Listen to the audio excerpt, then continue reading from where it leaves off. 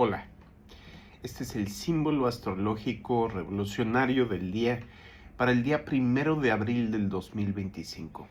Mi nombre es Magnus Sempiternus Phoenix de Astropsicología. Este día el Sol comenzó el día en 11 grados de Aries.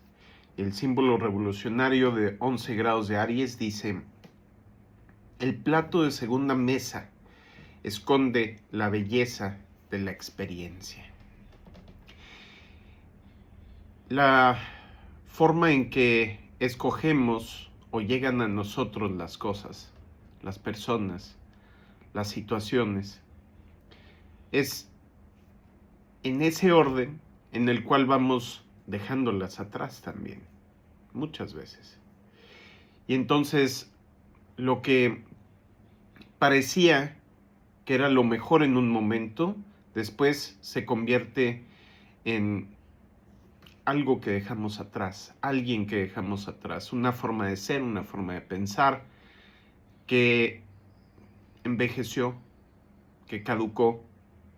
Y entonces, cuando vamos teniendo experiencia, nos damos cuenta que las cosas, las personas, las situaciones, los productos que antes dejábamos de lado o que subestimábamos, a medida que vamos conociendo más, se va adquiriendo una visión totalmente distinta, una visión nacida de la experiencia, que nos permite entender las cosas más allá de la mera apariencia, más allá de lo que dicen las demás personas, más allá de lo que nuestra necesidad instantánea, instintiva, nos dice.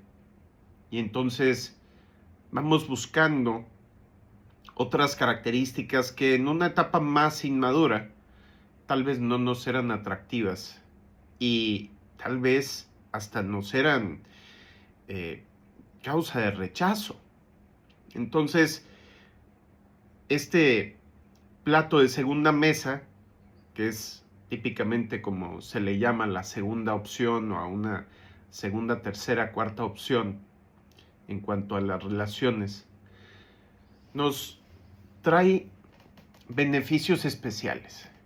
Es decir, ya no es la persona con la pureza la que nos atrae o la impresión inicial la que nos motiva a elegir, sino una visión más madura, una visión más profunda. Y para poder desarrollar esa visión más profunda y más madura, tenemos que haber tenido esa experiencia, esa serie de decepciones, ese satisfacer nuestros instintos hasta el punto donde podemos trascenderlos, porque no es a través de la represión de los instintos que podemos trascenderlos, es a través de su satisfacción. Las perversiones, así llamadas por Freud y por los psicólogos, que son, digamos, instintos que motivan a la acción, pero que se intentan satisfacer de una forma, de un modo que no les satisface, surgen cuando hay una represión de los instintos severa, una carencia en una etapa de vida, en vidas pasadas, en la infancia, prolongada, y luego esta represión, esta carencia, nos lleva a un periodo de excesos,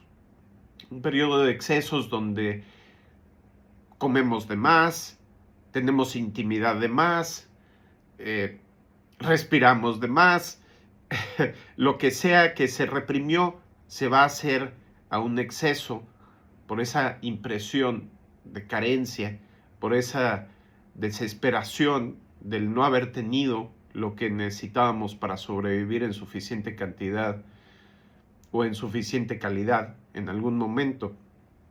Y entonces se genera un cierto cortocircuito donde no hay satisfacción, no importa cuánto obtengamos.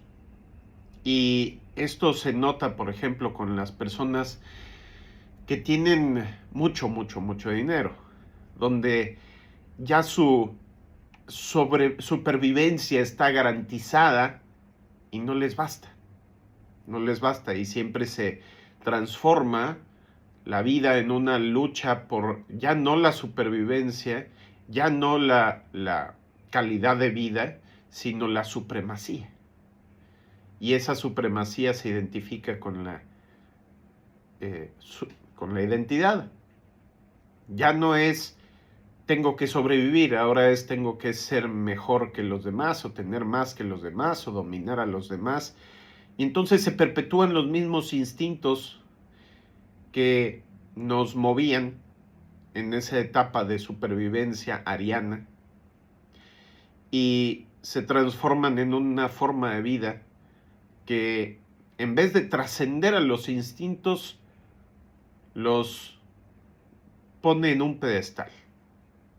Y es que aquí hay un proceso que los psicoanalistas, que los psicólogos no han descubierto en su mayoría, y es el proceso de trascender los instintos. Es la situación que se da en el momento del berrinche para el bebé o la bebé, donde está plenamente identificada o identificado con su madre, y entonces sus instintos le dicen que se va a morir si no obtiene la leche, el cuidado, la atención, y entonces llora. Pero luego, más adelante, ya que no es necesario completamente algo que le está disparando su instinto, como por ejemplo una paleta, una muñeca, un carrito, etcétera, donde ya se identificó de forma inconsciente ese instinto de supervivencia con cualquier gusto o con ciertos gustos específicos.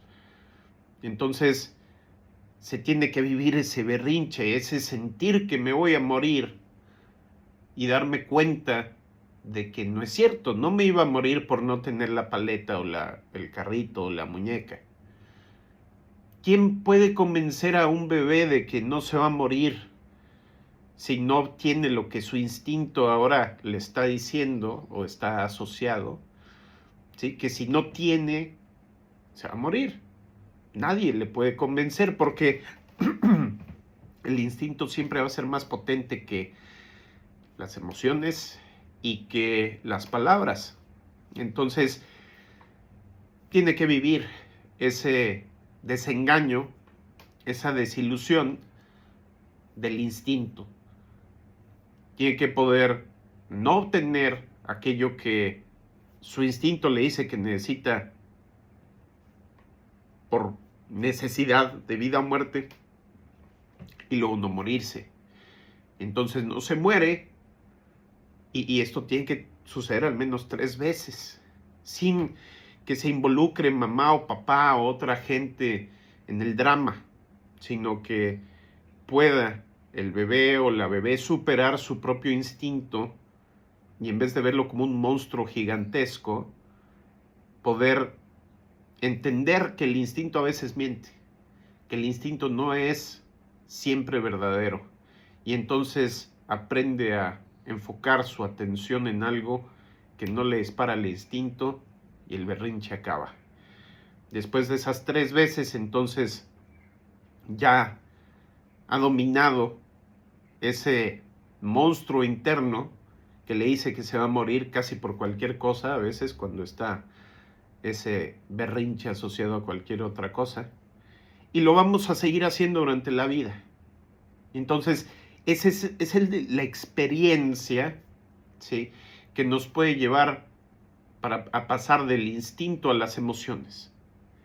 Y luego tiene que pasar un proceso similar con las emociones, entender cuándo las emociones no sirven o no funcionan para procesar una escena de la vida, una situación. Y entonces pasamos al intelecto. Y cuando el intelecto no sirve, entonces pasamos a la espiritualidad o la intuición, que ve más allá de las capacidades del intelecto. Entonces vamos de un sistema primitivo a uno un poco más avanzado, a uno un poco más avanzado, a uno que es el más avanzado que conocemos hasta ahorita, que es esa visión cuántica de las cosas, lo espiritual.